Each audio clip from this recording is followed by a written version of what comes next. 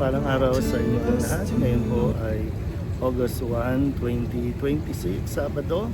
At ngayon ay ginugunita natin ang kapisahan ni San Alfonso Maria ng Liguri, isang obispo at pantas ng simbahan. Ang ating pong unang pagbasa pagninilay sa araw na ito ay hinango mula sa aklat ni Jeremias chapter 26 verses 11 to 16 and verse 24. Noong mga araw na iyon, sinabi ng mga saserdote at mga propeta sa mga pinuno at sa buong bayan, dapat patayin ang taong ito sapagkat nagpapahayag siya laban sa lungsod gaya ng narinig ninyo. Sinabi naman ni Jeremias sa mga pinuno at mga taong naroroon, sinugo ako ng Panginoon upang magpahayag laban sa templong ito at laban sa lungsod, gaya ng narinig na ninyo. Kaya nga, magbago kayo ng inyong pamumuhay at mga gawain at sundin ninyo ang utos ng Panginoon na inyong Diyos. Sa gayon, mahahabag ang Panginoon at hindi niya itutuloy ang parusang inilalaan sa inyo. Ako ay nasa ilalim ng kapangyarihan ninyo. Maaari ninyong gawin ang anumang iniisip ninyong matuwid at makatarungan. Ngunit ito ang inyong tandaan. Pag ako'y pinatay ninyo, pumatay kayo ng taong walang kasalanan, ito'y magiging sumpa sa inyo at sa lungsod na ito, pati sa lahat ng naninirahan dito. Pagkat alam ninyong sinugo ako ng Panginoon upang sabihin sa inyo ang mga bagay na ito.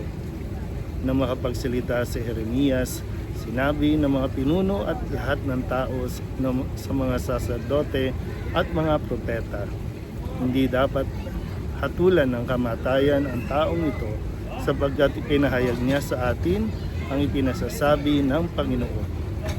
Subalit si Jeremias ay binabantayan ni Ahikam, anak ni Shaphan, kaya hindi siya napatay ng mga tao.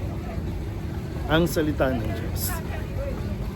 Muli po, isang mapagpalang araw sa inyo pong lahat. Muli nagpapatuloy tayo sa pagbabasa sa aklat ni Propeta Jeremias, kung saan ito rin ay kanyang buhay. Siya ay hinuli na ng mga tao at nasa isang paglilitis kumbaga, at nais ng mga maraming tao doon na siya ay ipapatay. Pero yun nga po, nagsalita rin naman siya bilang depensa sa kanyang buhay, na nagsasalita lamang siya sa kung ano ang pinapasabi ng Panginoon, at kung sabi nga kung sa tingin nila sila ang tama at matuwid ang kanilang ginagawa, buong tapang itong hinaharap at tinatanggap ni Propeta Jeremias, dahil para kay Jeremias din naman ay sinusunod lamang niya kung ano ang ipinasasabi ng Panginoon para sa kaligtasan ng bayang Israel.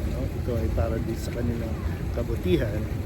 Sabi nga, kung sila ay makikinig, hindi na itutuloy ng Panginoon ang binabalak nito na pagpaparusa, pagpapahirap sa kanyang bayan. Yung iba nakinig, kaya siya ay hindi nahatulan ng kamatayan. Isang paalala sa atin na huwag tayong matakot magsalita ng katotohanan. Pero dapat alam natin na ang katotohanan sinasabi natin ay ayon, yung pamantayan ay ayon sa mga aral at turo ng ating Panginoon sa Kristo. Kasi minsan ang katotohanan nagiging subjective, totoo para sa iba, mali naman ng application para sa iba. Kaya minsan sa hearing natin ngayon, sa impeachment hearing na nangyayari, kapag ang tungkol sa Vice Presidente, mali ang proseso. Pero kapag ordinaryong tao, ay tama ang proseso. Kapag mayroong ang isang nasa nanunungkulan o mayroong pangalan gumawa ng masama, maraming pwedeng gamiting technicalities. Pero kapag isang ordinaryong tao nagsalita, ay ikinukulong agad. Pero sana po tayo, bahagi ng ating pananampalataya ang maging matapang sa ating pagsasalita ng katotohanan. Muli, ang katotohanan na dapat ay naaayon sa aral at turo ng ating Panginoon. Muli po, isang mapagpalang araw sa inyo po lahat. Show yourself a Father and guide us in the path of life. Obtain